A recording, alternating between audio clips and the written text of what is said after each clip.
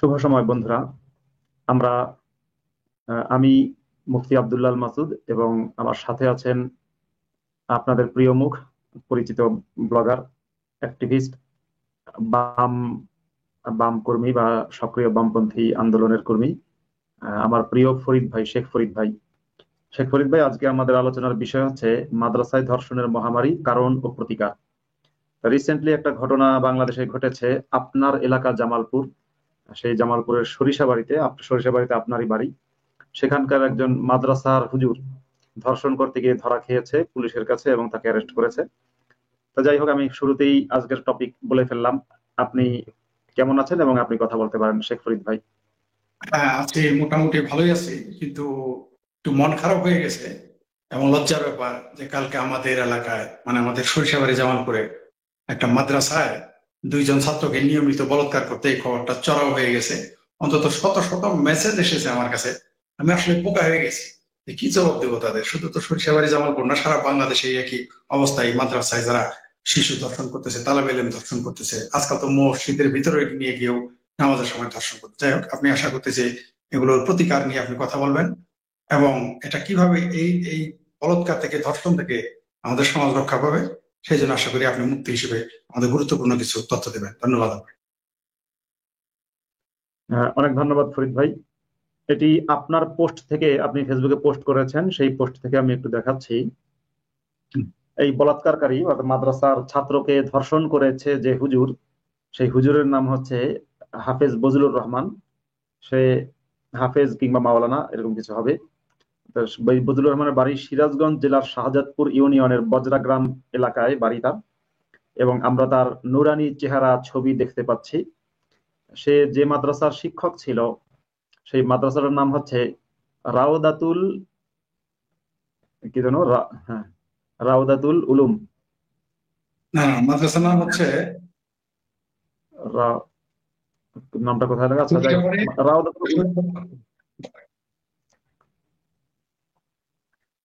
রাওদাতুল, আচ্ছা মাদ্রাসার নামটা আমি একটু পরেই দেখাচ্ছি, রাওদাতুল উলুম বা এরকম কিছু নাম। তো যেটা বিষয় যে মাদ্রাসায় কেন এরকম ধর্ষণ হয়, আর তাছাড়া একটা গুরুত্বপূর্ণ বিষয় এখানে আছে জি, যে ফরিদ ভাই, আপনি জানেন কিনা যে বাংলাদেশের যে কওমি মাদ্রাসাগুলো আছে, জি, যে এলাকার হুজুর সেখানে কিন্তু সে ইমামতিও করে না, পড়ায়ও না।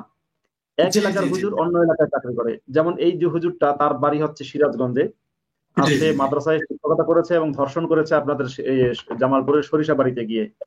জি, আপনি জি, কি জি। এর অন্তর্নিহিত কারণটা জানেন যে কেন এই ঘটনা না, ঘটে? আমি আপনাকে এই ও, প্রশ্নটা আপনাকে করতে চাই এবং অনেক মৌলবিদের করেছি, তারা উত্তর দেয় নাই।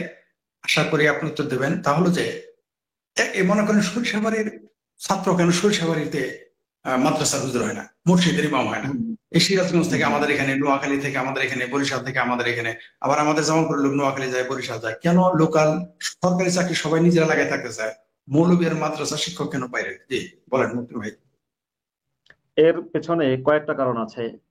প্রথমত দেখেন, যে এই যে হুজুরটার ছবি আপনি আপনি দেখালেন, জি, এই এই হুজুর কিন্তু তার ছবিটা অনেক পুরনো ছবি সম্ভবত মনে হলো, খুব নতুন ছবি না, রিসেন্ট ছবি বলে মনে হয়নি। আপনি ঠিকই বলেছেন।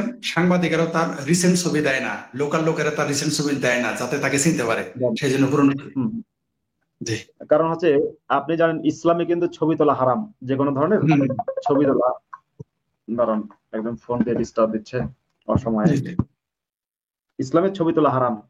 জি, তো জি, জি, যদি কেউ ছবি তোলে, আহ, হুম, যখন কেউ মাদ্রাসায় শিক্ষকতার চাকরি করে, তখন জি, সেই জি, জি, শিক্ষক তার ছবিটা সাধারণত এখন জমা রাখতে পারে।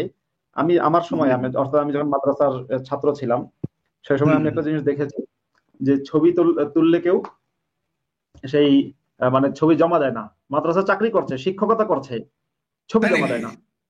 নাম ঠিকানা জমা দেয় কিন্তু ছবি জমা দেয় না। কেন জমা দেয় না? ছবি তোলা তো হারাম ইসলামে।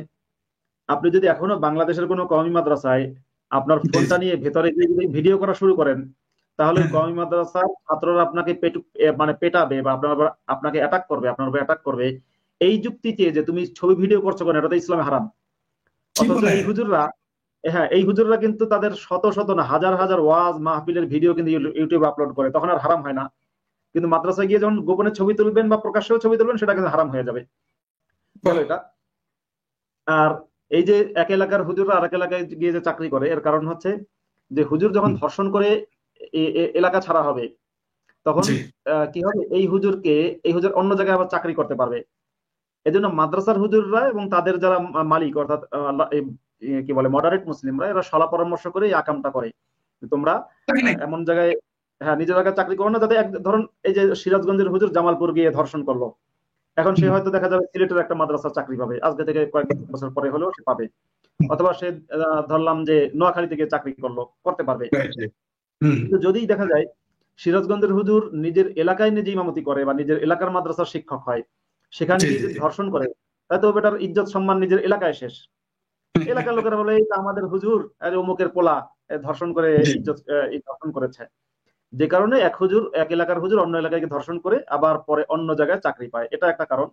আর হুম, দ্বিতীয় আরেকটা কারণ হচ্ছে, আমাদের যারা মডারেট মুসলিম বা অর্থাৎ জি যারা সাধারণ মানে মূর্খ মুসলিমদের যারা সৃষ্টিকর্তা, মাদ্রাসার হুজুরদের যারা সৃষ্টিকর্তা, ওরা এই টেকনিকটা করে এই জন্য যে ধরেন ওরা ওরা চায় হুজুরদের এমন একটা ইমেজ তৈরি করতে যে হুজুর মানে সে নিষ্পাপ, হুজুর মানে সে ভুলের ঊর্ধ্বে, এবং হুজুরকে সবাই মানবে, হুজুরকে সবাই ভক্তি করবে। এখন যে লোকটা ধরেন কোথাও ইমামতি করেছে, বা কোনো বা এলাকার ছেলে, ধরেন কোন এলাকার ছেলে, সে এলাকায় পড়াশোনা করেছে, এলাকায় পড়াশোনা করে এলাকার মসজিদের যখন ইমাম হবে, তখন কিন্তু এলাকার লোকেরা দেখা যাবে কেউ মানে ওই ইমাম সাহেবের কেউ চাচা, ইমাম সাহেবের কেউ খালু, ইমাম সাহেবের কেউ মামা, ইমাম সাহেবের বিভিন্ন আত্মীয় স্বজন থাকবে। তো তারা তার ইমামকে হুজুর বলবে না, তারা বলবে এই সলিমুদ্দিন, ধরেন ইমামের নাম আছে মামুনুল, এই মামুনুল কেমন আছিস, এই মামুনুল একটু পানি পড়া দে। তা ওরা চায় যে হুজুর হচ্ছে সর্বজন সম্মানিত থাকুক, যাতে করে হুজুরকে সবাই আপনি আপনি ডাকে, হুজুরকে সবাই সম্মান করে, এই জিনিসটা চায়। কেন চায়? কারণ এই মডারেট মুসলিমরা হুজুরদের দিয়ে নিজেদের চরিত্রের সার্টিফিকেট নেয়। মানে ধরেন যে মডারেট মুসলিমদের মধ্যে যে মডারেট মুসলিমটা নিজের অফিসের জুনিয়র জুনিয়র কর্মী কিংবা কলেজ ছাত্রী কিংবা আরো অনেক ব্যাপার আছে, এদেরকে নিয়ে যারা ধরেন রুম নাম্বার 501-এ যায়, হুম, এই রুম নাম্বার 501-এ গমনকারী কেউ কেউ বাংলাদেশেরই রুম নাম্বার 501-এ যায়, কেউ হয়তো থাইল্যান্ডে কিংবা অন্যান্য দেশে বা ভারতে কিংবা সিঙ্গাপুরে কিংবা নেপালে কিংবা ভুটানে, এরকম কোনো দেশে কোনো একটা মেয়েকে নিয়ে গিয়ে রুম নাম্বার 501-এ গিয়ে তাহাজ্জুদের নামাজ যারা পড়ে, এদের জন্য হচ্ছে হুজুর বিরাট একটা সম্পদ। কারণ হুজুর থাকতে হবে নিষ্পাপ নির্দোষ, হুজুর কেউ চেনে না, হুজুরের শুধু নামটা জানে, হুজুরের বাপরেও কে চেনে না, মাকেও কে চেনে না, শুধু জানে হুজুর হচ্ছে আসমান হতে নাজিল হয়েছেন, আসমান থেকে নাজিল হয়ে আমাদের মসজিদের উনি ইমাম হয়েছেন, এবং উনি হচ্ছেন ফেরেশতা। যে কারণে আমাদের দেশের মেয়েরা দেখবেন সাধারণত হুজুর দেখলে মাথায় কাপড় দেয়, হুজুর দেখলে ওড়না ঠিক করে, একজন একজন শাসন করে, এই হুজুর যাচ্ছে মাথায় কাপড় দে, হুজুর যাচ্ছে মাথায় কাপড় দে। কারণ হুজুর হচ্ছেন একেবারে ফেরেশতা, আল্লাহ স্বয়ং নিজের হাতে হুজুরকে বেহেশত থেকে তৈরি করে দুনিয়াতে পাঠিয়েছেন।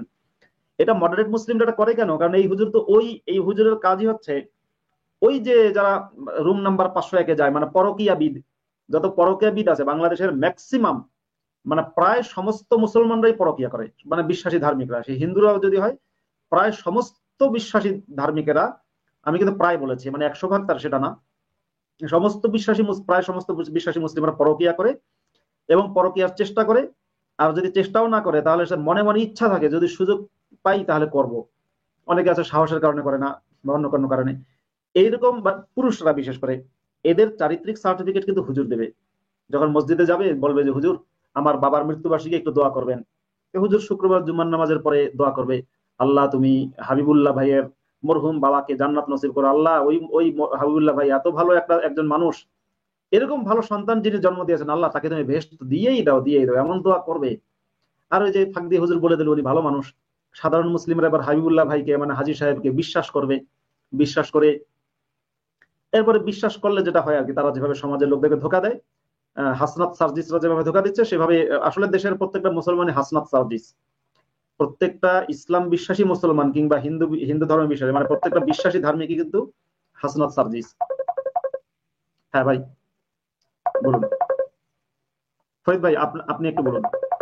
আপনি আনমিউট করে আছেন, আনমিউট করে আছেন। এই হ্যাঁ, এটা আনমিউট করে কথা বলুন, মিউট করে জি। আছেন। হ্যাঁ, আমার আরেকটা প্রশ্ন আপনার কাছে। আপনি যেমন জবাব দিলেন, আপনারা একটু ক্লিয়ার করে দিন পরে যে কেন তারা আরেক এলাকায় গিয়ে মসজিদের ইমাম হয় বা হুজুর হয়, সেটা আলাদা বিষয়। আপনি বলবেন। এই যে যে মাদ্রাসায় যখনই বলৎকার ধরা পড়ে, তখনই বলে এটা মিথ্যা কথা, বলে যে এটা ষড়যন্ত্র। যেমন কালকে আমি যে এলাকায় ঘটনাটা ঘটেছে, এই সিরাজগঞ্জের শাহজাদপুরের যে মৌলবী এই কাম করছে, ধর্ষণ করছে, যে দুইজন ছাত্রকে সে নিয়মিত ধর্ষণ করতো এবং ইফতারের পরেই ধর্ষণ করতে গেছে আবার। তো আমি ওই সাতপুয়া গ্রামেও আমার লোক তখন ছিল, সরিষাবাড়ি থানার সামনেও আমার লোক ছিল। সবচেয়ে আশ্চর্যজনক বিষয়, ম্যাক্সিমাম লোকজন বলতেছে এটা ষড়যন্ত্র, এটা ষড়যন্ত্র। যেমন আমার এলাকায় এক হাফেজ ধরা পড়ছিল তখন, আহ আমরা যখন কলেজে, যে হুজুরি ধরা পড়তো তখন বলতো ষড়যন্ত্র, ধরা পড়লে বলে ষড়যন্ত্র। কিন্তু এই যে আমরা দেখতেছি যে কারো কারো তো উচ্চতারে ক্যান্সারও বানিয়ে গেছে, কারো কারো হুজুরেরা এমন কিছু করতেছে যে লজ্জা, এগুলো বলা যায় না। এই দেশের নারীরা বিশ্বাস করতেছে না। কালকে আমার এলাকার এক ছোট ভাই লিখছে যে তার বউ বিশ্বাসই করতেছে না হুজুররা এই কাম করতে পারে। তো এই যে যে অন্ধবিশ্বাস এবং আবেগ, এটা থেকে আমরা কিভাবে উত্তরণ ঘটাবো, এবং এই যে হুজুররা কেন সাথে সাথে ছড়ায় দেয় এটা ষড়যন্ত্র, এই ব্যাপারে কিছু বলেন।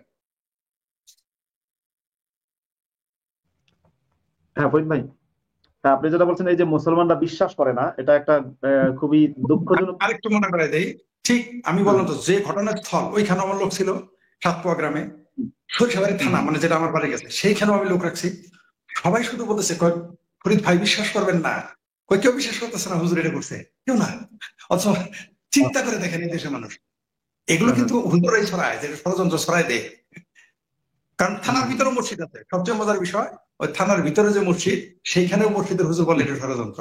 চিন্তা করে দেখেন, অথচ আমাদের দেশে ধর্ষণের মহামারী। জি বলেন, বলেন।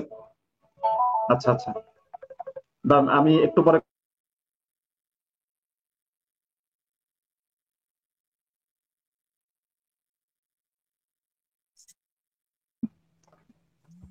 হ্যাঁ ফরিদ ভাই, আচ্ছা এই যে আপনি যেটা বললেন যে মানুষ স্বীকার করতে চায় না মুসলমানরা, এখন প্রতিদিন ধরেন বাংলাদেশে এখন এখন যে হুম, সরকার বাংলাদেশে আছে, আপনি তো জানেন এটা ইসলামপন্থী সরকার।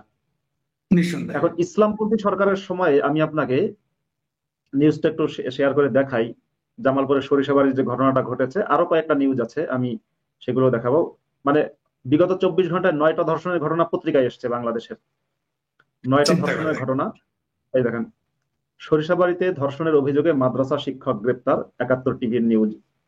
হুম, জি, এই মাদ্রাসার নাম হচ্ছে, নামটা আমি দেখাচ্ছি, রাওদাতুল আতফাল। আচ্ছা, জি, মাদ্রাসার রওজাতুল নামটা আতফাল। হচ্ছে রাওদাতুল আতফাল, এবং এই মাদ্রাসা দেখেন বেফাকুল মাদারিসিল আরাবিয়া বাংলাদেশ, বাংলাদেশ কওমি মাদ্রাসা শিক্ষা বোর্ডের দ্বারা কি বলে সার্টিফাইড একটা মাদ্রাসা, অনুমোদিত, অনুমোদিত, অথরাইজ, চিন্তা করে দেখেন। অনুমোদিত। হ্যাঁ, এমনিতে এই দেখুন মাদ্রাসার নাম হচ্ছে রাওদাতুল আতফাল। রাওদাতুল আতফাল একটা আরবি শব্দ, যার জি, অর্থ হচ্ছে শিশুদের বাগান। রাউদাতুল আতফাল, আতফাল মানে হচ্ছে শিশুদের বাগান বা শিশু উদ্যান। এই চিন্তা শিশুদের করে বাগান দেখেন। বা শিশু উদ্যান নামের যে মাদ্রাসা, এই মাদ্রাসায় আমরা এখন দেখতে পাচ্ছি ধর্ষণের ঘটনা ঘটেছে। এবং হুম, সেই মাদ্রাসাটা বাংলাদেশ যে কওমি মাদ্রাসা শিক্ষা বোর্ড, সেই শিক্ষা বোর্ডের দ্বারা অনুমোদিত। অনুমোদিত। হুম, হুম, তা এই হচ্ছে বাংলাদেশ এই ধর্ষণের কাহিনী। কিন্তু এত ঘটনা যে ঘটে, হুম, প্রত্যেকটা দিন যে এতগুলো হুজুর ধরা পড়ে, জি, তারপরেও কিন্তু মডারেট মুসলিমরা বলে বা সাধারণ মুসলিমদের বিরাট একটা অংশ বলে এটা ষড়যন্ত্র। এখন ষড়যন্ত্র বলে, আসলে ষড়যন্ত্র কিন্তু এটা না, ষড়যন্ত্র ওরা করে। অর্থাৎ যারা যে বলছে ষড়যন্ত্র, সে নিজেই ষড়যন্ত্রকারী। কেন ষড়যন্ত্রকারী? সে চাচ্ছে এই মাদ্রাসা মসজিদ হুজুর এই সিস্টেমটাকে সে টিকিয়ে রাখতে চাইছে। এই হুম, সিস্টেমটা টিকিয়ে রাখার উদ্দেশ্যেই হচ্ছে সে এই মসজিদ মাদ্রাসা এই এই বিষয়গুলো সে মানে ছড়াবে। তার বৃহত্তর উদ্দেশ্য আছে। দেখুন ধর্ষণ স্বার্থ। হয়েছে তো অন্যের ছেলে, হুম, ধর্ষণের শিকার যদি হয় সলিমুদ্দির ছেলে, তাহলে সেখানে ধরেন যে মঈনুদ্দি, সে তো আর এর প্রতিবাদ করবে না। মুসলমান তো সবসময় খুব মুসলমান খুবই আত্মকেন্দ্রিক হয়, সবসময় নিজের চিন্তা, নিজের মানে নিজের ভালো ছাড়া অন্য 10 জনকে ক্ষতি করা, অন্য মুসলমানকে পর্যন্ত ক্ষতি করা, এটা মুসলমানদের একটা অভ্যাস। শুধু মুসলিমের ক্ষতি করে মুসলমান তা না, মুসলমান অন্য মুসলমানেরও ক্ষতি করে। তো যখন নিজের সন্তান ধর্ষণের শিকার হয়নি, যার সন্তান ধর্ষণের শিকার হয়েছে একমাত্র সেই ব্যক্তি কিন্তু সমালোচনা করে বা সেই ব্যক্তি প্রতিবাদ করে, সেই হচ্ছে আইনের আশ্রয় নেয়। আর যার সন্তান ধর্ষণের শিকার হয়নি, সেই ব্যক্তি কিন্তু কোনোভাবেই এটা মেনে নেয় না, সে বরং বলে এটা ষড়যন্ত্র। কারণ ওই হুজুরকে দিয়ে ওরও কিন্তু নিজের চরিত্রের সার্টিফিকেট এবং স্বার্থ আদায়ের ব্যাপার আছে। তো মাদ্রাসার ধর্ষণের আরেকটা মানে কয়েকটা ধর্ষণের খবর কয়েকদিন ধরে আমরা দেখতে পাচ্ছি। প্রতিদিনই অনেকগুলো ধর্ষণের খবর দেখতে পাই। এবং রোজার মাসে বাংলাদেশের একজন উপদেষ্টা আছে, যিনি জঙ্গিবাদের মাস্টার মাইন্ডদের মধ্যে অন্যতম, জঙ্গি আসিফ নজরুল বলে পর্নো সাইট বন্ধ করেছেন। তো জঙ্গি আসিফ নজরুল পর্নো সাইট বন্ধ করেছেন, সেজন্য তাকে জঙ্গি বলছি না, আবার কেউ এটা ভেবে বসবেন না। কারণ পর্নো সাইট বন্ধ করার সাথে জঙ্গিবাদের সম্পর্ক নেই। কর্নোসাইট থাকা দরকার কি দরকার না সেটা যারা এই বিষয়ে অভিজ্ঞ মানুষ, যারা সাইকোলজিস্ট বা যারা সমাজ বিজ্ঞানী যারা, তারা কথা বলুক, ওটা আমার কথার বিষয় না। কথা বলছে যে জঙ্গি আসিফ নজরুল এমনিতেই জঙ্গি, অনেক আগে থেকে জঙ্গি, সে অনেক আগে থেকে জঙ্গি। তার কথাবার্তায় বা চালচলনে বা তার বিভিন্ন অপকর্মের দ্বারা আমরা যেটা জানতে পারি। এবং আর জঙ্গিদের আর একটা পরিচয় আছে, জঙ্গিরা পরকিয়া করে। আসিফ নজরুল তার ছাত্রীর সাথে কথোপকথন ফাঁস করেছে। ওই যে সাংবাদিক নামের যে ইলিয়াস কিন্তু আসিফ নজরুলের এক ছাত্রীর সাথে কথোপকথন ফাঁস করেছে। আপনি কি সেটা শুনেছেন ফরিদ ভাই? তার হ্যাঁ, বিষয় যে ওরাই ওদের তথ্য ফাঁস করে, আমরা বলে মিথ্যা ছড়াই, অথচ ইলিয়াসই ফাঁস করছে, আমরা না, আপনিও না, আমিও না। ইলিয়াস এই ফাঁস করার পেছনে কিন্তু একটা গল্প আছে। গল্পটা হচ্ছে ইলিয়াস ওই এক কপি ফাঁস করে আসিফ নজরুলকে শিক্ষা দিয়ে দিল যে স্যার, ঘটনা কিন্তু আরো আছে। এখন আমরা যেভাবে নাচাবো সেভাবে আপনি নাচবেন। সত্যি কথা কি, ঠিক এই যে কথা। চক্রটা মানে আপনি ঠিক ইলিয়াস তারপরে চিনাকি ভট্টাচার্য বা আরো এই যে চীনপন্থী চক্রটা আছে বাংলাদেশে, চিনাকি ইলিয়াস, অন্যান্য যে কয়টা পাবলিক আছে, এই যে কয়টা মাল আছে, যে কয়টা বস্তু আছে, এই বস্তুগুলো বা এই জন্তুগুলো, তারা কি করে, তারা একটা বিরাট গ্যাং কিন্তু। এই গ্যাংদের মধ্যে অনেকে নাস্তিকতার ভান করে আছে, অনেকে মানে একেবারে ঠিক দেখা যাবে যে আপনার বন্ধু, আমারও ফ্রেন্ড, আপনার সাথে হয়তো একসাথে খায়, কথার কথা বলছি ফর এক্সাম্পল, আমার সাথে হয়তো একসাথে খাই ঘুমায়, বা আমার কিংবা আমার ফ্রেন্ড লিস্টে আছে। এরকমও ব্যক্তিবর্গ আছে যাদের কাজ হচ্ছে মানুষকে বিভিন্নভাবে বন্ধুত্বের সুযোগে ব্ল্যাকমেইল করার অস্ত্রগুলো রেডি করে রাখা। তো যখন আপনার জঙ্গি আসিফ নজরুল, জঙ্গি চিনাকি ভট্টাচার্য এবং ইলিয়াসের সাথে সুসম্পর্ক ছিল, ওই সময় হয়তো আসিফ নজরুল এমন এমন কিছু জিনিস এরা রেকর্ড করে নিয়ে গেছে যে এখন শুধু ওই ইয়ের মতো, মানে এখন শুধু দেখবেন পুরুষের, যদি কোনো পুরুষের বিচি ধরে, কথার কথা কেউ আবার অন্য কিছু মনে করেন, বিচি ধরে যদি আপনি চাপ দিয়ে ধরেন, ওই সময় পুরুষকে যা বলবেন সেটাই মানতে রাজি হবে। বিচিতে চাপ দিয়ে ধরবেন আর বলবেন যে এই যা আছে সব দিয়ে দে, ও সব দিয়ে দেবে, আপনার মোবাইল টাকা পয়সা সব দিয়ে দেবে, কারণ বিচি রক্ষা সবচেয়ে বড় বিষয়।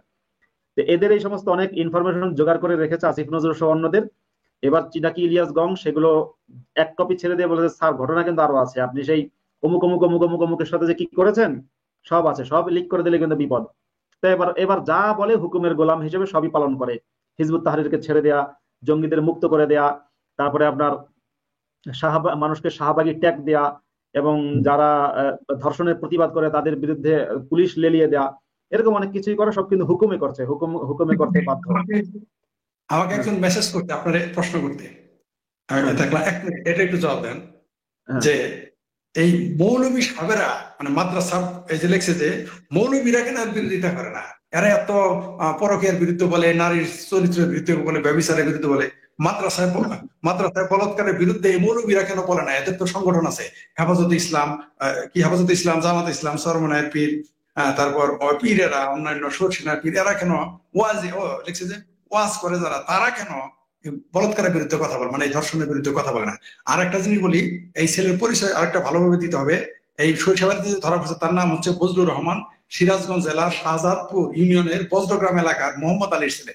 এটা কেন বললাম, কারণ এরা কিন্তু এই পরিচয়টা লুকায় ফেলে, পরিচয় দেয় না। আবার বলি, এই সরিষাবাড়িতে ছাত্র, মাদ্রাসা ছাত্র ধর্ষণ করে যে হুজুর বা শিক্ষক ধরা পড়ছে, তার বাবার নাম হচ্ছে, তার নাম হচ্ছে, শিক্ষকের নাম হচ্ছে বজলুর রহমান, সিরাজগঞ্জ জেলার শাহজাদপুর ইউনিয়নের বজ্রাগ্রাম এলাকার মোহাম্মদ আলীর ছেলে। জি, এখন আমার প্রশ্ন উত্তর গুলো দেন, কেন মৌলবী, হুজুর, তারপর মাদ্রাসা সংগঠন, ওয়াজের হুজুরেরা কেন এই বলৎকার নিয়ে কথা বলে না? জি, বলেন। হ্যাঁ, যিনি প্রশ্নটা করেছেন তাকে ধন্যবাদ, যে কেন প্রতিবাদ করে না। দেখুন, মাদ্রাসা হচ্ছে এমন একটা জায়গা যেখানে ন্যায়ের ন্যায়ের প্রতিবাদ করা এবং অন্যায়কে সমর্থন করা শেখানো হয়। মাদ্রাসা এমনই একটা জায়গা, মাদ্রাসার হুজুরদেরকে আপনি কোনো অন্যায়ের প্রতিবাদ করতে পাঠাবেন, তারা পারবে না, কিন্তু তাদেরকে আপনি কোনো ন্যায়ের বিরুদ্ধে পাঠাবেন, তারা পারবে। অর্থাৎ ধরুন, কোনো নারী সিগারেট খাচ্ছে, এটা কোনো অন্যায় না, সেখানে মাদ্রাসার হুজুরকে আপনি পাঠাবেন, সে সেখানে রীতিমতো জিহাদ করতে পারবে, লঙ্কা কাণ্ড ঘটিয়ে দেবে। কোনো মেয়ে ধরেন যে গেঞ্জি পরেছে এবং হচ্ছে সে একটা জিন্সের প্যান্ট পরেছে, টি শার্ট পরেছে এবং জিন্সের প্যান্ট পরেছে, এটা তো তার পোশাক, এটা তো অন্যায় কিছু না, কিন্তু হুজুরকে এখানে যাবেন, হুজুর কিন্তু সেখানে গিয়ে একেবারে জিহাদ করে জগৎ উল্টাই দিতে পারবে, ওই মেয়ের সাথে তর্ক করতে পারবে। কিন্তু ধরুন কোথাও ডাকাতি হচ্ছে, কোথাও ছিনতাই হচ্ছে, কোথাও কোনো নারীর উপর অত্যাচার হচ্ছে, বা কোথাও ঘুষ খাওয়া চলছে, বা কোথাও ধরেন কোনো গরিব মানুষের উপর নির্যাতন চলছে, এরকম কোনো কাজে আপনি হুজুরকে প্রতিবাদ করতে পাবেন না, কারণ হুজুরা ন্যায়ের পক্ষে দাঁড়ানোর সাহস নেই। এমনকি তারা যেটা নিয়ে নিজেদের এমনকি তারা নিজেদের ছাত্র নিজেদের সহপাঠী ধর্ষিত হইলেও তার বিরুদ্ধেও প্রতিবাদ করতে পারে না একই সাথে। অদ্ভুত ব্যাপার। এই যে তারা আপনার নিজেদের মানে যেটা আপনি বললেন ধর্ষিত হলে প্রতিবাদ করতে পারে না, আপনি দেখেন এই আর একটা ঘটনা, এটা কিন্তু ঢাকা পোস্টের নিউজ, 15ই মার্চ গতকালকের খবর। চরফ্যাশনের মসজিদে মুখ হাত বেঁধে শিশুদের বলাৎকার।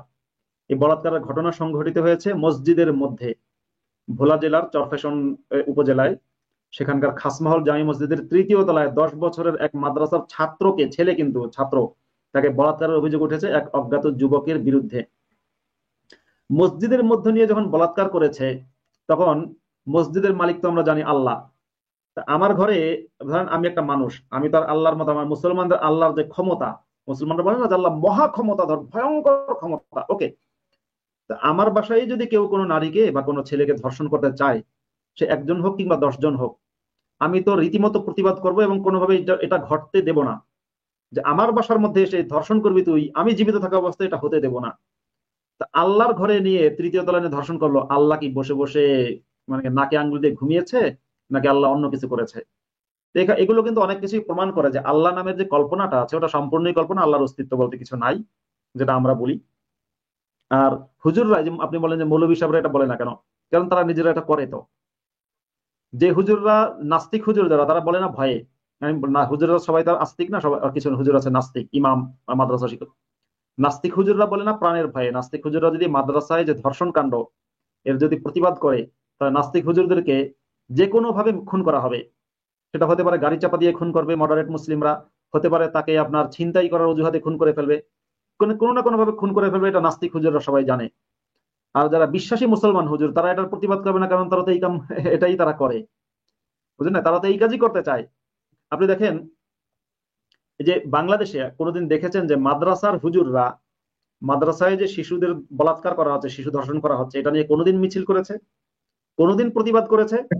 কোনো কাজই করে নাই, সেটাই আমারও প্রশ্ন। ওই একজন একজন দর্শক আমাকে ইনবক্সে লিখেছে যে কোন এত তারা প্রতিবাদী, এত জিহাদি, তারা আফগানিস্তানে যায় রক্ষা করতে, কাশ্মীরে যায়, তারা ফিলিস্তিনে যায়, কিন্তু নিজের মাদ্রাসায় বলাৎকার হয় সেটা তারা রক্ষা করতে তখন জিহাদি হয় না। তারা কারণটা কি? তারা ওই যে তারা ওই যে ভারতের চীনপন্থীদের উস্কানিতে, ভারতের চীনপন্থীদের উস্কানিতে প্যালেস্টাইনের পক্ষে মিছিলে যায় বাংলাদেশের মাদ্রাসার মোল্লারা, মাদ্রাসার হুজুররা। এরপরে কাশ্মীরের আজাদির জন্য, কাশ্মীরের জন্য মিছিলে যায়। এটা কত কত মিছিল করে, রমজানের পবিত্রতা রক্ষার মিছিল করে। তারপরে হচ্ছে আপনার কি ইনকিলাব, চিনকিলাব মঞ্চ কি সমস্ত বানায়, মিছিল এত কিছু করে। কই তোরা মাদ্রাসায় শিশু ধর্ষণের বিরুদ্ধে একটা প্রতিবাদ মিছিল তো করলো না। মাদ্রাসায় শিশু ধর্ষণ এমন না যেটা কোনো রেয়ার কেস, প্রতিদিন ঘটে, হুম। প্রতিদিন ঘটে, প্রতিদিন ঘটে কয়েক লক্ষ। আপনাদের পত্রিকায় তো নিউজ হয় হচ্ছে মাত্র 2-3টা নিউজ হয় দৈনিক, কিন্তু প্রতিদিন বাংলাদেশের কওমি মাদ্রাসাগুলোতে যদি যদি 5 লাখ কওমি মাদ্রাসা থাকে, তাহলে কমপক্ষে 5 লক্ষ ধর্ষণ হয় প্রত্যেকটা দিন, প্রত্যেকটা দিন। জি, মাসুদ ভাই, আমার আর একটা কথা আছে আপনার কাছে। সাইফ আল বাতুর টিটু আমাকে এই কথা বলছে। আমি আমার কলে ফরিদ ভাই আপনি কি বলেন? আমি বলছি যে দেশে অন্তত প্রতিদিন শখানিক ধর্ষণ হয়। কয়, তাই নাকি? আমারে বলে আপনার মেসুল হাওয়াতে পাচ্ছে। কয়, মিয়া প্রতিদিন 4 থেকে 5 লক্ষ মাদ্রাসার শিশু বলাৎকার হয়, এটা আমার বিশ্বাসই হয় নাই। এটা কি সত্য? এই প্রত্যেক মাদ্রাসার বলাৎকার হয় প্রতিদিন? হ্যাঁ, প্রত্যেক মাদ্রাসায় হয়। প্রত্যেক মাদ্রাসায় হয় কেন, এবার আপনি আমি যদি কারণ বলি, হয় হচ্ছে মাদ্রাসার দেখতে হবে মাদ্রাসায় কি শেখানো হয়। ধরেন ওই যে যদি কোথাও উত্তেজনাই শেখানো হয়, মানে কোথাও শিক্ষাটাই হচ্ছে সারাক্ষণ উত্তেজনা শিক্ষা। যখনই উত্তেজনা শিক্ষা হবে, উত্তেজনা হচ্ছে এমন একটা জিনিস, যখন আপনার দেখবেন মস্তিষ্ক অন্য কোনো কারণে উত্তেজিত হবে, তখন কিন্তু যৌনাঙ্গ উত্তেজিত হবে। অর্থাৎ সেটা তখনই না হোক, কিছুক্ষণ পরে হলেও হবে। সুতরাং মানুষকে আমরা যখন দেখি যে যারা সাধক বা গবেষক, কিংবা ধরেন আমরা যে বৌদ্ধ ধর্মের যারা সন্ন্যাসী আছে বা হিন্দু সন্ন্যাসীও কিছু আছে, আমি বৌদ্ধ ধর্ম হিন্দু ধর্মের পক্ষে বলছি না, কিন্তু অনেক সময় সন্ন্যাসীরা কি হয়, সন্ন্যাসীরা সবসময় কুল থাকার চেষ্টা করে, পিস থাকার চেষ্টা করে, যে আমরা একটা চুপ থাকো, কথা কম বলো, অর্থাৎ উত্তেজিত না হওয়ার একটা চেষ্টা। অন্যান্য ধর্মের সন্ন্যাসীদের মধ্যে এরকম একটা চেষ্টা থাকে উত্তেজিত হওয়া না হওয়া। কিন্তু ইসলামের সিস্টেম হচ্ছে, ইসলামে মোহাম্মদ বলেই গেছে রহবানিয়াত উম্মাতিল জিহাদ, আমার উম্মতের সন্ন্যাসবাদ বা বৈরাগ্যবাদী হচ্ছে জিহাদ। মানে মুসলমানদের আপনি যদি দেখেন, যে আপনি যদি নেপালের ইসে যান, যেখানে বুদ্ধ জন্মগ্রহণ করেছেন, সেটাই যদি যান, আহ, তাহলে সেখানে দেখবেন যে অনেক বৌদ্ধ সাধুরা আছে। ওদেরকে আপনি বলবেন স্বাভাবিকভাবে বলবেন যে ওরা হচ্ছে কি ভিক্ষু বলতে পারেন বা সন্ন্যাসী বলতে পারেন। এরকম ভাবে হিমালয়ের অঞ্চলে বা ভারতের পাহাড়ি অঞ্চলে বা ভারতের বিভিন্ন জায়গায় এরকম হিন্দু, জৈন বিভিন্ন ধর্মের সাধুরা থাকে ও সন্ন্যাসী। এই সন্ন্যাসীরা কারোর সাথে ঝগড়াও করে না, ফাসাদও করে না, কিছুই করে না। কিন্তু আপনি যদি আমাকে জিজ্ঞাসা করেন যে মুসলমানদের মধ্যে সন্ন্যাসী নেই, আমি বলবো অবশ্যই আছে। মুসলমানদের মধ্যে সন্ন্যাসী হচ্ছে Osama bin Laden, Abu Bakr al Baghdadi, Masood Azhar, Hafiz Saeed, তারপরে হচ্ছে জসিমউদ্দিন রহমানী, মুফতি হান্নান, বাংলা ভাই, শায়েখ আব্দুর রহমান, এরকম ভাবে আইমান আল জাওয়াহিরি, মোল্লা ওমর, মোল্লা আখুন্দ জাদা, তারপর এরকম মানে মুসলমান এরা সবাই কিন্তু সন্ন্যাসী। মামুনুল হক একজন সন্ন্যাসী। কিন্তু মুসলমানদের সন্ন্যাসী মানে হচ্ছে সে সন্ত্রাসী। মোহাম্মদ মুসলমানদের সন্ন্যাসী সেই ব্যক্তিকেই বলেছে যে জিহাদি অর্থাৎ সন্ত্রাসী, যে অনেকগুলো বিয়ে করবে, ধর্ষণ করবে, খুন করবে, মানুষ মারবে, যুদ্ধ করবে, মানে জিহাদ করবে, এদেরকেই মোহাম্মদ বলেছেন হচ্ছে সন্ন্যাসী। এখন এই হুজুররা কোনোদিনই অন্যায়ের বিরুদ্ধে প্রতিবাদ করবে করবে না, কারণ এরা বিশ্বাসী মুসলমান হুজুরে, আমি একেবারে পুরোপুরি বলছি, বিশ্বাসী মুসলমান হুজুর প্রত্যেকে ধর্ষণকারী। মানে এটা কিন্তু 99% না, প্রত্যেকে মানে 100%। আর যে হুজুর ধর্ষণ করে না, যদি কোনো হুজুরকে আপনারা পান আপনাদের মসজিদের ইমাম সাহেব খুব চরিত্র ভালো, স্বভাব ভালো, তাহলে সে হুজুর নাস্তিক। নিঃসন্দেহে ওই হুজুর নাস্তিক। সে হুজুর আত্মপ্রকাশ করতেই হবে এমন না। ভাই আমি 12 বছর ইমামতি করেছি নাস্তিক অবস্থায়, 12 বছর ইমামতি করেছে নাস্তিক অবস্থায়। এখন আমার কাছে লোকজন পানি পড়া নিতে আসলে লোকজন সুস্থ হয়ে যেত, এসে বলতো হুজুর একটু পানি পড়া দেন। আমি পানি পড়া দিলে লোকজন সুস্থ হতো। এটা কি কারণে? এটা কি ভাই আল্লাহর ওই কোরআনের ফজিলত? না তো। আমি তো পানি পড়া দেওয়ার সময় বলতাম হরে কৃষ্ণ হরে রাম। কারণ হুজুররা এটি কি শুনাইলেন? হুজুররা দেখবেন, আপনারা যারা মানে বাংলাদেশের মুসলমানদের কথা বলছি, আপনারা যখন হুজুরদের কাছে পানি পড়া আনতে যান, তো হুজুর মনে করেন আপনার গ্লাসের মধ্যে এরকম ভাবে ই করবে, খুব দ্রুত মুখ নাড়াবে। হুজুরকে দেখবেন খুব দ্রুত এরকম মুখ নাড়াবে, দ্রুত ফু দেবে। সেই ফু দিয়ে আপনাকে বলবে এই পানিটা ঘরে নিয়ে যাবেন, ঘরে নিয়ে গিয়ে বা কোনো একটা পদ্ধতি বলবে, এইভাবে খাবেন, ওভাবে খাবেন। কেউ কেউ আবার বলে জাফরানের সাথে মিশিয়ে খাবেন, কেউ কেউ বলে দুধের সাথে মিশিয়ে খাবেন, কেউ কেউ বলে যে পানিটা গ্লাসে রেখে দেবেন, প্রতি 2 দিন পর পর খাবেন। এখন হুজুর কি পরে ফু দেয় এটা কিন্তু মুসল্লিরা শোনে না। মুসল্লিরা বা সাধারণ মানুষ কিন্তু শোনে না যে হুজুর কি পরে ফু দেয়, কারণ হুজুর ফু দেয় খুব আস্তে আস্তে পড়ে, কারণ মুসল্লিরা যদি জানতে না পারে। ভাই হুজুর তো হরে কৃষ্ণ হরে রাম বলেও ফু দিতে পারে। বা হুজুর তো আমি যেমন কখনো হরে কৃষ্ণ হরে রাম বলতাম, কখনো যীশু খ্রিস্টের নাম বলতাম, কখনো বুদ্ধের নাম বলতাম, কখনো রবীন্দ্রনাথ কিংবা নজরুলের কবিতা পড়তাম, কবিতা পড়ে ফু দিতাম, লোকজন তো সুস্থ হয়ে যেত। ওটা হুজুরের ফুয়ের কোনো কেরামতি না, ওটা হচ্ছে আপনার মনের বিশ্বাস। মানে আপনি আহ হিন্দুদের ভগবান রামের নাম নিতেন, কৃষ্ণের নাম নিতেন, যিশুর নাম নিতেন, রবীন্দ্রনাথের কবিতা পাঠ করতেন, বা কবি অন্য কোনো গান গাইতেন, মানে এরা ভালো হয়ে যেত আপনি সেই পানি পড়া দিয়ে। হ্যাঁ, ভালো হয়ে যেত। এখন এই ভালো ইন্টারেস্টিং। হওয়াটা কি? হ্যাঁ, এই ভালো হওয়াটা মানে এই না যে হার্টের ব্লকেজ ঠিক হয়ে গেছে, পা ভেঙে গেছে, পা ঠিক হয়ে গেছে, অপারেশনের প্রয়োজন সেগুলো ঠিক হয়েছে। সাধারণত দেখেন ওইটা এমন ভালো হওয়া, চোখে ব্যথা, এখন একটা বিশ্বাস হইলো যে হুজুর ফু দিছে, চোখে ব্যথা এমনিতেই একটু পরে ভালো হয়ে যেত। পেট ব্যথা, তা বিশ্বাস যে হুজুর ফু দিয়েছে তাই ভালো হয়েছে। ভাই পেট ব্যথা এমনিতেই ভালো হয়ে যেত। জ্বর হয়েছে, তা বিশ্বাস করছে হুজুর পানি পড়া দিয়েছে তাই ভালো হয়েছে। ও বেটা জ্বরের সাথে জ্বরের ওষুধও খাচ্ছে, হুজুরের পানি পড়াও খাচ্ছে। তা ভালো হচ্ছে হচ্ছে ওষুধে। আর আর এই যে বলে না ঝড়ে বকমরে আর পীরের কেরামতি বাড়ে। ভালো হচ্ছে, সুস্থ হচ্ছে ওষুধে, যত্নের কারণে সুস্থ হচ্ছে। সেখানে হুজুরের পানি পানি পড়ার নাকি সুনাম হয়। তো এই যে ইয়েরা, এই যে মানে যাদেরকে মুসলমান হুজুর, নাস্তিক হুজুর বলি আর মুসলমান হুজুর বলি, যদি আপনি দেখেন যে আপনার হুজুর, যেমন আমি যখন হুজুর ছিলাম, আমি পানি পড়া দেওয়ার সময় না হয় হরে কৃষ্ণ হরে রাম বলতাম। তার মানে আবার এটা ভাববেন না যে আমি হিন্দু। হিন্দু ধর্মে কোনো বিশ্বাসই আমার নেই, কোনো ধর্মে বিশ্বাস নেই। কিন্তু আমি যে পানি পড়া দিতাম, কিন্তু আমি সবসময় এত বছর ইমামতি করেছি, আমি সবসময় তুলনামূলক চেষ্টা করেছি। মাদ্রাসায় শিশু ধর্ষণের বিরুদ্ধে কথা বললে আমাকে খুন করে ফেলতো, কিন্তু তবুও আমি চেষ্টা করেছি যে যতটা সম্ভব ইসলাম মানে ধর্ষণের বিরুদ্ধে বলা, নারী নির্যাতনের বিরুদ্ধে বলা। সেসব চেষ্টা করতে গিয়ে কয়েকবারই আমি খুনের হুমকিও পেয়েছি, এটাও ঠিক। আমি যখন নারী নির্যাতনের বিরুদ্ধে বক্তব্য দিয়েছি তখন আমি খুনের হুমকিও পেয়েছি, যে আপনি ইমাম হয়ে নারী নির্যাতনের বিরুদ্ধে বক্তব্য দেবেন কেন। কিন্তু আমি সবসময় একটু সাবধানে গা বাঁচিয়ে চলার চেষ্টা করেছি যাতে খুনটা না হয়ে যায়। এটা সম্ভবত না, নিশ্চিতভাবে পৃথিবীর সবাই চায় নিজেকে বাঁচাতে। তো বাংলাদেশের অসংখ্য নাস্তিক হুজুররা আছে, যখনই আপনি দেখবেন আপনার ইমাম সাহেব, আমি এমন অনেক ইমামকে চিনি। ফরিদ ভাইও আমাকে আপনার ব্যক্তিগত একটা অভিজ্ঞতা বলেছিলেন, কিন্তু সেটা এখানে না বলার অনুরোধ করছি। আপনি ব্যক্তিগত একটা এক্সপিরিয়েন্স বলেছিলেন, সেটা এখানে না বলার অনুরোধ করছি। যে অনেক ক্ষেত্রেই দেখবেন ইমাম সাহেবই বরং কোন একজন নাস্তিককে বাঁচিয়ে দেয়। ইমাম সাহেবই নাস্তিককে বলে যে ভাই ঠিক আপনি তো বলেছেন। ইসলামের সমালোচনা করেন, কিন্তু আপনি একটু সাবধানে থাকবেন, বা আপনি কখনো কখনো এটা করে। এরকম অনেক Correct. নাস্তিকরা বাংলাদেশে আছে যে নাস্তিকদেরকে ইমাম সাহেবই ইনফরমেশন দেয়, তাহলে আপনি আমি ভাববেন একমত না। আপনার সাথে। হ্যাঁ, এবং কখনো কখনো দেখা যায় কেউ হয়তো কোপানোর জন্য যায়, হুজুর এই বেটা ইসলামের আমার নবীর কটূক্তি করেছে, হুজুর কি করব? তখন ওই ইমাম সাহেব বলে তাকে আল্লাহর হাতে ছেড়ে দাও, আল্লাহ তাকে শাস্তি দেবে, আল্লাহ তাকে জাহান্নামের আগুনে পোড়াবে, তোমরা কি করবা? তোমরা আল্লাহর কাছে দোয়া করো, মারামারি করা ভালো না। এরকম ইমামও বাংলাদেশে আছে। জি। সুতরাং এই ইমামরা কোনোভাবে আস্তিক না। যে হুজুর তার মাদ্রাসার ছাত্রকে বলাৎকার করে না, সে হুজুর করে না, সে হুজুর নিশ্চিত নিশ্চিত নাস্তিক। আর যে হুজুর বলাৎকার করে 100% শিওর সে হুজুর ইসলামে বিশ্বাস করে। এখন এই যে যে সারা দেশে মাদ্রাসায় মানে ধর্ষণের মহামারী, আপনি দেখেন প্রশাসন এটা নিয়ে উদ্বেগ প্রকাশ করে না। এই দেশের আইন মন্ত্রণালয় উদ্বেগ প্রকাশ করে না, স্বরাষ্ট্র মন্ত্রণালয় উদ্বেগ প্রকাশ করে না, মাদ্রাসার হুজুররা তো উদ্বেগ দেখাই না। এখন আমরা তাহলে এই বলাৎকার যারা হচ্ছে বা ধর্ষণ হচ্ছে, এটা প্রতিকার কিভাবে করব? এটার ব্যাপারে আপনার কি পরামর্শ একজন মুফতি হিসেবে, একজন মানুষ হিসেবে?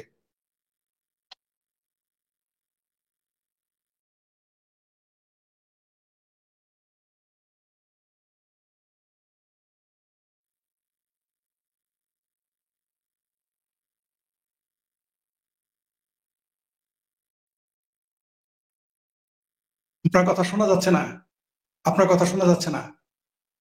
ও হ্যাঁ, আচ্ছা, ওই যে শেষ প্রশ্নের উত্তর দেওয়ার আগে আমি একটা জিনিস দেখাই। আপনারা যারা মাদ্রাসায় বলাৎকার হয় না এটা যারা বিশ্বাস করেন, মানে বা মাদ্রাসায় বলাৎকার হয় এটা যারা বিশ্বাস করেন না, এটা বিশ্বাস করেন না দুই শ্রেণীর মানুষ। এক শ্রেণী হচ্ছে যারা বাংলাদেশের মুসলমান, আর আরেক শ্রেণী হচ্ছে যারা ভারতের চিঙ্কুবামদের যারা ভক্ত। যেখানে চিঙ্কুবামেরা সারাদিন মাদ্রাসায় বলাৎকারের কথা বললেই বলবে এটা মার্কিন সাম্রাজ্যবাদীদের সাম্রাজ্যবাদী অপপ্রচার, আসলে এটা ঘটে না।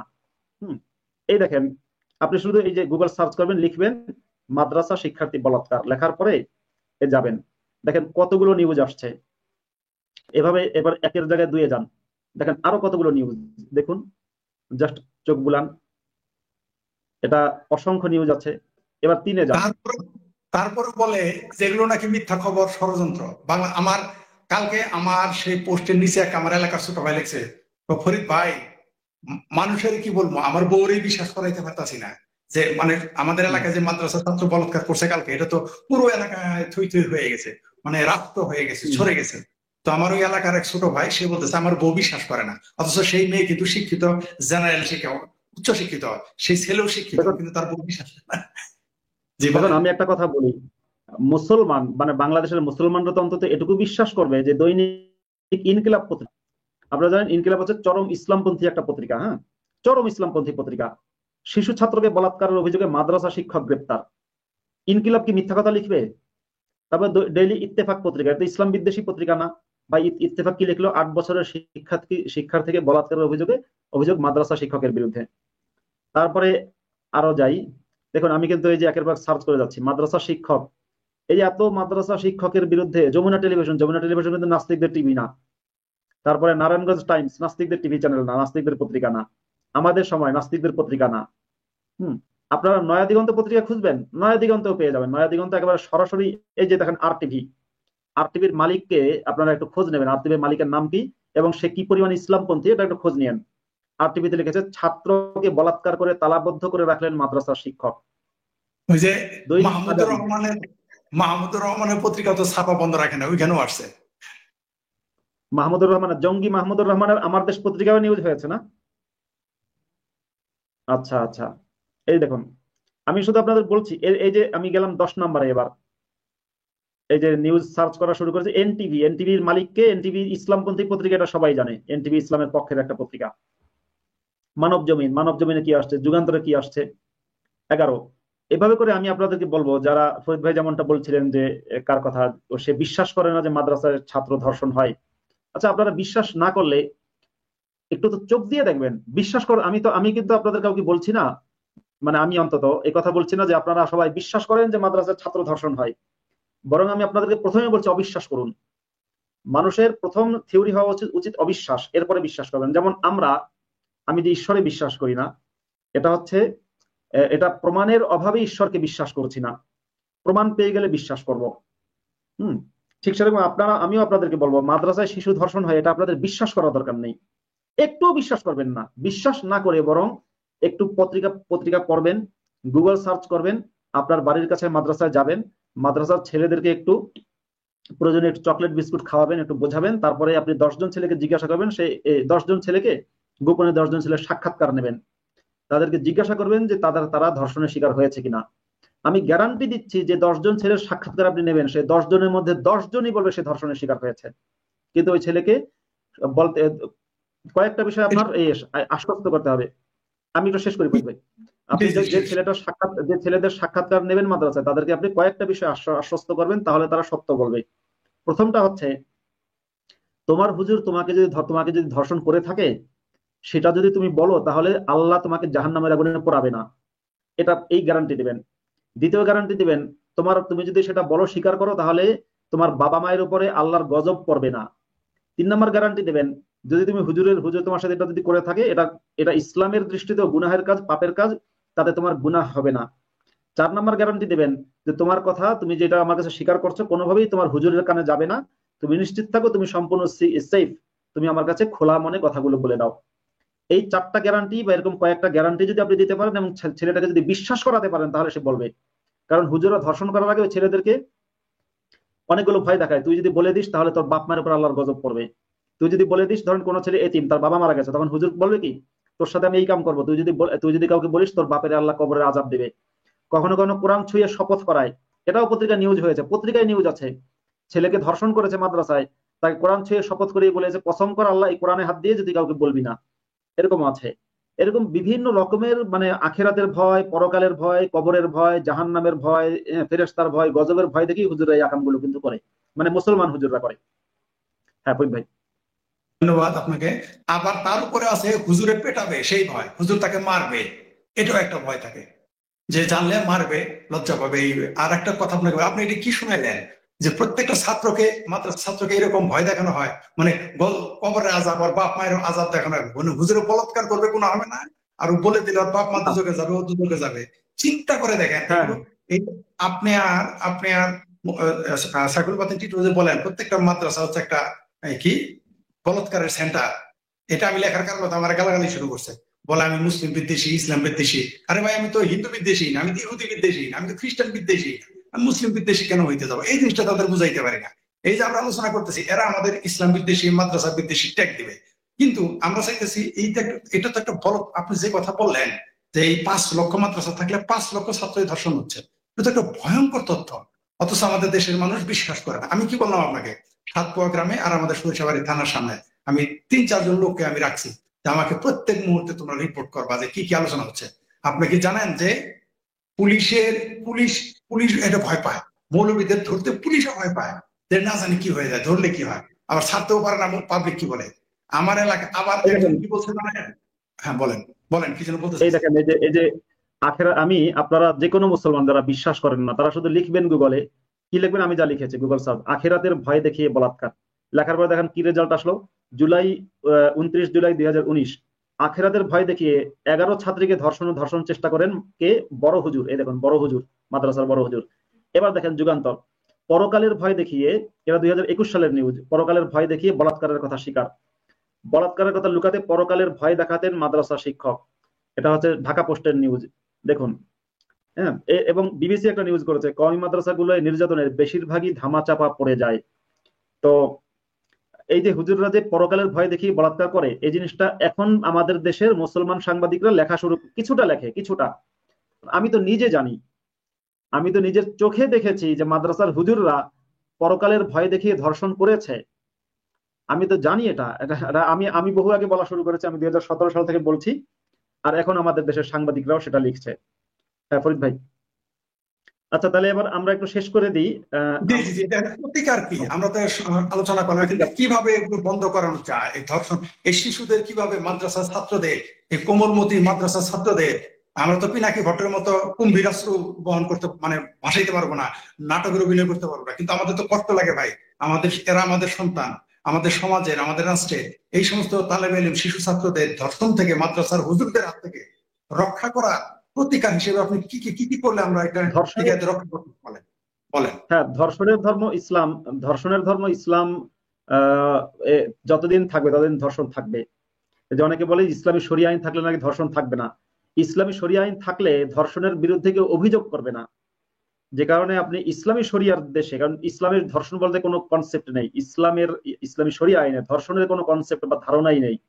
শরিয়া আইনে আছে হচ্ছে জিনা, জিনা মানে ব্যভিচার, ব্যভিচার মানে দুজন ব্যক্তি যৌন সঙ্গম, সেটা ধর্ষণ না। ধরেন কোনো ব্যভিচার বলেন বা সেক্স আমরা বলি যে আহ, কি বলে মিউচুয়াল আন্ডারস্ট্যান্ডিং এর মাধ্যমে যে সেক্স হয়, সেটা তো ধর্ষণ না। ইসলামে হচ্ছে জিনার বিরুদ্ধাচরণ করা হয়েছে, ধর্ষণের কোনো বক্তব্য নেই। তো ধর্ষণের ধর্মের নাম হচ্ছে ইসলাম। সেই ইসলামকে অ্যাটাক করতে হবে, কিন্তু ইসলামকে অ্যাটাক করবো কিভাবে? প্রত্যেকটা মুসলমানকে কোরআনের তাফসীর এবং হচ্ছে মোহাম্মদের জীবনী পড়া বাধ্যতামূলক করা দরকার। আমি মনে করি এতে মাদ্রাসা বন্ধ হবে, ইসলাম বন্ধ হবে। বাংলাদেশের সরকারের একটা আইন করা উচিত যে সমস্ত মুসলমানদের জন্য মোহাম্মদের জীবনী, একেবারে সিরাতে ইবনে হিশাম, বিশেষ করে সিরাতে ইবনে হিশাম এবং তাফসির ইবনে কাসির, মানে কোরআনের ব্যাখ্যা, কোরআন, এই দুটো জিনিস প্রত্যেক মুসলমানের জন্য পড়া বাধ্যতামূলক করা হবে। যে না পড়বে তার প্রয়োজনে শাস্তি দেবে। কিন্তু আইন করা হবে, যদি পড়ার পরে কারো ভালো লাগে সে ইসলামে থাকবে, যদি কারো ভালো না লাগে সে চাইলে ইসলাম ত্যাগ করতে পারে। এইভাবে আইন করবে। যদি এই আইন করে, তাহলে কোরআন পড়ার পরে আমার সন্দেহ আছে যে, আমার মনে হয় না যে 1% মানুষ আর মুসলমান থাকবে বাংলাদেশে। হ্যাঁ, তবে এটুকু লাগবে, এই স্বাধীনতাও দেওয়া হবে, কেউ যদি কোরআন পড়ার পরে ইসলাম ত্যাগ করে সেই স্বাধীনতা তার থাকতে হবে। নাস্তিক হয়ে যায় কিংবা অন্য ধর্ম গ্রহণ করে, সেই স্বাধীনতা থাকতে হবে। এটুকু স্বাধীনতা যদি নিশ্চিত করা হয়, তাহলে কোরআন পড়ার পরে কোনো মাদ্রাসা বাংলাদেশে থাকবে না। শুধু তাই না, বাংলাদেশের হাফেজি মাদ্রাসাগুলোতে যদি কোরআন মুখস্থ করায়, তো কোরআন মুখস্থ করার পাশাপাশি যদি কোরআনের ব্যাখ্যা এবং এবং তাফসির যদি পড়ানো হয়, একটা ছেলে মুসলমান থাকবে না, একটা ছেলে মাদ্রাসায় পড়বে না, একজনও না, গ্যারান্টি। যে কারণে হাফিজি মাদ্রাসায় কিন্তু কোরআন মুখস্থ করানো হয়, কোরআনের অর্থ শেখানো হয় না। কারণ শিশুদের মস্তিষ্ক হচ্ছে খুবই পরিষ্কার থাকে। যখন একটা শিশু পড়বে কোরআনের মধ্যে তাব্বাত ইয়াদা আবি লাহাবি ওয়া তাব, ধ্বংস হোক আবু লাহাব, ধ্বংস হোক তার দুই হাত, যখন পড়বে যে আল্লাহ বলছে আমার ছাইরা দেওয়ারে খায়া ফেলামু, হ্যাঁ ওরে আমি দেখে নেব, যখন দেখে আল্লাহ গালাগালি করছে কোরআনে, তখন শিশুদের মনের মধ্যে প্রশ্ন আসবে যে আল্লাহ এমন কেন? আল্লাহ দেখি আমাদের গালাগালি করে, আল্লাহ দেখি অশ্লীল ভাষী, আল্লাহ দেখি খারাপ কথা বলে, আল্লাহ দেখি হুমকি দেয়, আল্লাহ দেখি ভয় দেখায়, আল্লাহ তো খুব খারাপ। তখন এই শিশুরা আর ইসলামের মধ্যে থাকবে না। এই জন্য আমাদের দেশের মডারেট মুসলিমরা চক্রান্ত করেছে যে মুসলমান যদি ইসলাম জানতে না পারে। মাদ্রাসার হুজুরা কিন্তু ইসলাম জানে না, খুব কম জানে। মাদ্রাসার যে কোনো হুজুরের চেয়ে আসিফ মহিউদ্দিন ইসলাম জানে 50 গুণ বেশি। মাদ্রাসার যে কোনো হুজুরের চেয়ে ইসলাম আসিফ মহিউদ্দিন জানে 50 গুণ বেশি। তসলিমা নাসরিন হুজুরদের চেয়ে বেশি ইসলাম জানে, আসাদ নূর হুজুরদের চেয়ে বেশি ইসলাম জানে। আর আমি নিজে তো হুজুর, আমি নিজে হুজুর, আমি হুজুরদের চেয়ে বেশি ইসলাম জেনেছি বলেই ইসলাম ত্যাগ করেছি। অন্যান্য হুজুরদের চেয়ে ইসলাম এবং মোহাম্মদকে বেশি জানার কারণেই ইসলাম ত্যাগ করেছি। তো ঠিক আছে ফরিদ ভাই, আমরা বিস্তারিত কথা আরো একদিন আরো বলবো। জি জি আপনার জি। সাথে লাইভ তাহলে করে এখানে ভালো লাগলো। প্রশাসনের মানে আমরা এখন যেহেতু আপনি যেটা বললেন সেটা তো প্রসেস, অনেক লম্বা প্রসেস, কিন্তু এই মুহূর্তে কি প্রশাসনের কি করা উচিত বলে আপনি মনে করেন? কি করলে প্রশাসনের লোক কোন কাজটা করলে, বা সমাজের যারা দায়িত্বে আছেন, যারা মানে স্থানীয় নির্বাচন করছে, অর্থাৎ চেয়ারম্যান, মেম্বার, পৌরসভার চেয়ারম্যান বা এই ধরনের এমপি, তারপর থানা প্রশাসন, পিওন, এরা কি প্রেশার দিয়ে এটা বন্ধ করতে পারবে আপনার মনে হয়, যদি এরা সচেতন হয়? পারবে না, না পারবে না? পারবে না। তাই নাকি? পারবে না কেন? হ্যাঁ, পারবে না কারণ ধরেন আপনি যদি কোনো ব্যক্তিকে একটা রুমের মধ্যে আটকে রাখেন, মানে একটা রুমের মধ্যে কোন এক ব্যক্তিকে রাখলেন, আর রাখার পরে তার সামনে বিরাট বড় একটা ডিসপ্লেতে আপনি পর্নো ভিডিও চালিয়ে দিলেন, কিন্তু আপনি তাকে শর্ত দিলেন যে সে কিছু মানে সে কিছুই করতে পারবে না এবং সে মাস্টার বেটও করতে পারবে না। আপনি কি পারবেন? তাকে 24 ঘন্টা আপনি দেখাচ্ছেন পর্নোগ্রাফি, কিন্তু আপনি তাকে বললেন যে মাস্টার বেটও করতে পারবি না। এটা তো হয় না ভাই, এটা তো করতে সে বাধ্য। তো কোরআন হাদিসের যে বিকৃত যৌন শিক্ষা, যেখানে সারাক্ষণ ধর্ষণের উৎসাহ রয়েছে, ধর্ষণ করতে পরিবেশ, পুরো মাদ্রাসার পরিবেশটা হচ্ছে ধর্ষণ বান্ধব একটা পরিবেশ। মাদ্রাসায় যারা পড়ে তাদের অবস্থা এমন যে তাদের সামনে 24 ঘন্টার মানে যতক্ষণ জেগে থাকে, যতক্ষণ তাদের চোখ খোলা থাকে, ততক্ষণ পর্যন্ত আপনার পর্নোগ্রাফি চলতে থাকে, ইসলামিক পর্নোগ্রাফি। এবং সেটা সঠিক পর্নোগ্রাফি না, সেটা বিকৃত পর্নোগ্রাফি। মানে কল্পনার জগতে হুরের কল্পনা, হুরের শরীরের কল্পনা, অন্যান্য কল্পনা এত বেশি ভয়ঙ্কর রূপে তুলে ধরা হয়, এবং পুরো পরিবেশ পরিস্থিতি এমন যে সেখানে থাকলে একেবারে মানে অল্প কিছু মানুষই ধর্ষক হওয়া থেকে বেঁচে থাকতে পারে, অল্প কিছু মানে কিছু মানুষ বাঁচতে পারে, তা ঠিক, কারণ সবাই তো আর বিবেক নষ্ট হয় না। যেমন আমি অনেক অনেক আমার শিক্ষকদের মধ্যে কিছু শিক্ষককে চিনি, তারা নাস্তিক হুজুর। আমার ক্লাসমেটদের মধ্যে কিছু আমি মানুষ পেয়েছি যারা নাস্তিক হুজুর। তারা মাদ্রাসায় থাকতে কিন্তু ভয়ঙ্কর মানে ধর্ষণের শিক্ষা দেওয়া সত্ত্বেও ধর্ষণটা করেনি। কিন্তু তাদেরকে আমি আবারও বলছি, তাদের আমি মুসলমান মনে করি না। তারা যদি এখন মসজিদে নামাজও পড়ায়, ইমামতিও করে, তাও মুসলমান মনে করি না। এবং এটা বাস্তব। আমি আমার ক্লাসমেট, আমি যাদের সাথে পড়েছি মাদ্রাসায়, আমার মনে হয় তাদের অর্ধেক অংশই নাস্তিক। আর যে কয়জন বিশ্বাসী মুসলিম তাদের মনের মধ্যে সন্দেহ আছে। আমার বিরুদ্ধে কোনো আমার ক্লাসমেটরা কেউ কোনো প্রতিবাদ করে না। দেখেন, আমার আমার সাথে যারা পড়েছে বাংলাদেশে, আমার ক্লাসমেট যারা, তারা কেউ কোনো ভিডিওতে আমার বিরুদ্ধে একটা বক্তব্য দেয়নি, দেবে না, আমার বিরুদ্ধে মিছিলও করবে না, কারণ ওরাও নাস্তিক, আমি জানি। হ্যাঁ, ওদের মধ্যে কিছু আছে ধর্ষক, সেই ধর্ষকেরা নাস্তিক না, যাদেরকে আমি মাদ্রাসায় আমি চিনি যে তারা ধর্ষণ করতো, আমি জানি তাদেরকে।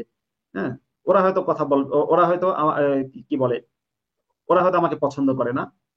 সেই ধর্ষকেরা সুযোগ পেলে আমার বিরুদ্ধে কিছু করার চেষ্টা করবে, এটা ঠিক।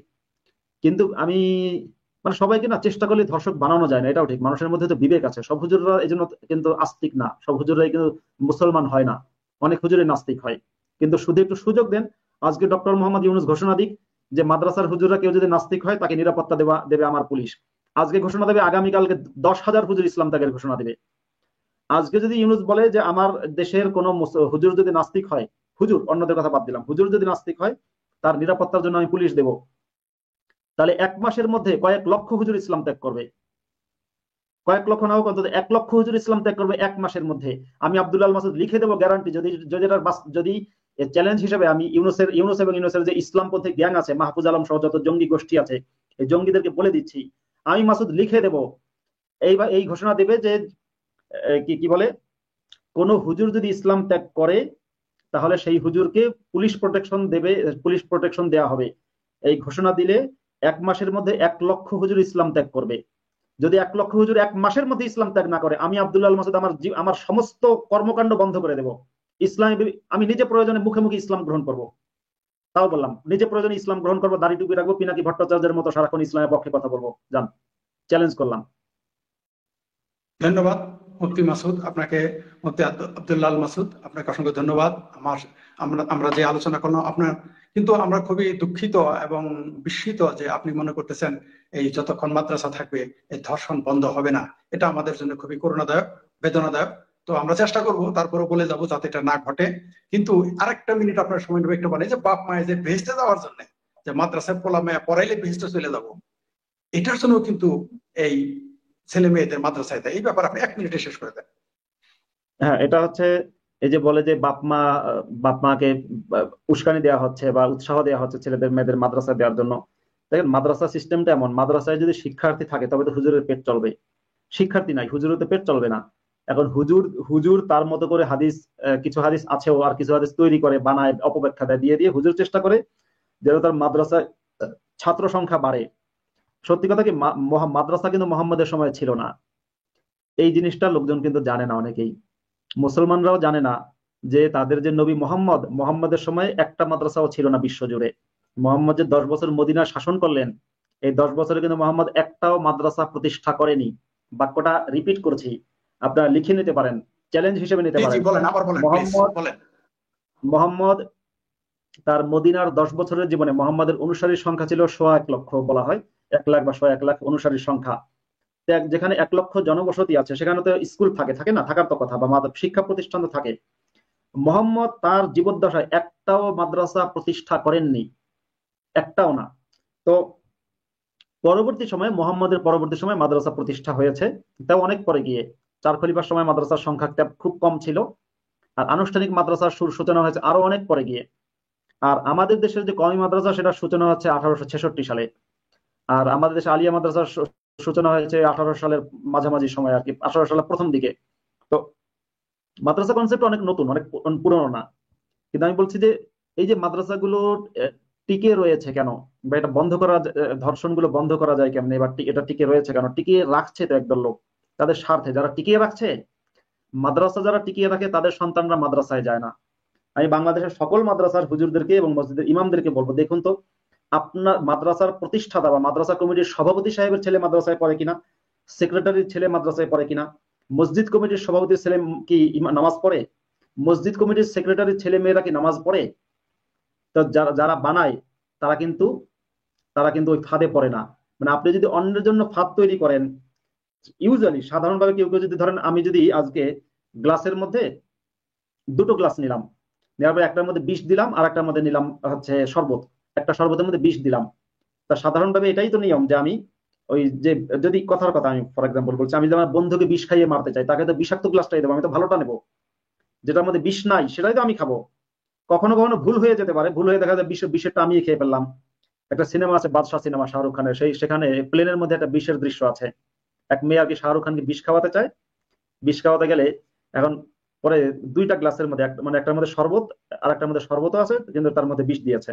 ওই মেয়ে গুলিয়ে ফেলে যে হলুদ রঙের শরবত, কোনটার মধ্যে বিষ দেয়া, গুলিয়ে ফেললে পরে শাহরুখ খান ওই এ, সে হিসাব করে যেটা বিষ মুক্ত সেটাই খায়।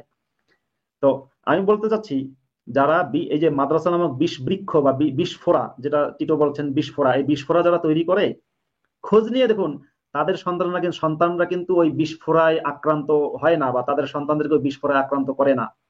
যত বাংলাদেশের বড় বড় ইসলামপন্থী নেতা, মাহমুদুর রহমান বাংলাদেশের শ্রেষ্ঠ ইসলাম মানে জঙ্গি, ইসলামিক জঙ্গি। মাহমুদুর রহমানের ছেলেরা কোথায় পড়াশোনা করেছে ভাই, কোন মাদ্রাসায়? সে তো মাদ্রাসা যেন খুব মায়া। চিনাকি ভট্টাচার্যের ছেলেরা কোথায় পড়াশোনা করেছে? ইলিয়াসের সন্তানরা কোথায় পড়াশোনা করে, কোন মাদ্রাসায়? হ্যাঁ, নিজামীর ছেলেরা কোন মাদ্রাসায় পড়েছে? সাইদের ছেলেরা আলিয়া মাদ্রাসায় পড়েছে, অবশ্য তাও কমইতে না। তারপরে জামাতের যে বর্তমান আমির শফিকুর রহমান, তার ছেলে মেয়েরা কোথায় পড়েছে? আলী হাসান মুজাহিদের ছেলে মেয়েরা কোথায় পড়েছে বলুন আপনারা। আমি একটা কথা বলে রাখি, আলী হাসান মোহাম্মদ মুজাহিদের সাথে মানে ওনার পরিবারের সাথে আমার পার্সোনাল যোগাযোগ ছিল কোনো একভাবে। সেই পরিবারের কাউকে আমি দেখিনি যে মাদ্রাসায় পড়ে, সবই স্কুল কলেজ ইউনিভার্সিটিতে পড়ে। তো যারা এটা এই যে সৃষ্টির প্রক্রিয়া, যে মাদ্রাসা বানাবে নিজে আর পড়াবে অন্যকে, এটা মাদ্রাসার হুজুরদের না বোঝার সময় হয়েছে, মাদ্রাসার হুজুরদের বোঝার সময় হয়েছে যে তারা ইসলামের সবচেয়ে বড় ভিকটিম। যারা তাদের সৃষ্টি করে তারা ওই বিষে আক্রান্ত হয় না, আর যারা যারা তার আক্রান্ত হয় তারা সৃষ্টি করে না। মাদ্রাসার হুজুরদের উচিত মডারেট মুসলিমদের বিরুদ্ধে রুখে দাঁড়ানো এবং ইসলাম ত্যাগ করা। জি, ঠিক আছে ফরিদ ভাই, হ্যাঁ, ভালো থাকবেন। ধন্যবাদ, অনেক আলোচনা হলো। হ্যাঁ, আমরা তারপরে চেষ্টা করে যাবো যাতে মাদ্রাসায় বলৎকার না হয়, সেই জন্য আমরা যা যা করার করবো। সবাই ভালো থাকবেন। মতি ভাই, আপনাকে অসংখ্য ধন্যবাদ। আপনাকে অসংখ্য ধন্যবাদ। আজকে আমরা খুব অগোছালো কথা বলেছি, কিন্তু সামনে আমরা এটা নিয়ে আবারও কথা বলবো এবং সেখানে আমরা প্রতিকার নিয়ে আর একটু ফোকাস করবো। তো ঠিক আছে, আপনাকে অনেক ধন্যবাদ। ধন্যবাদ সকল ধন্যবাদ। বন্ধুদেরকে, ধন্যবাদ সকল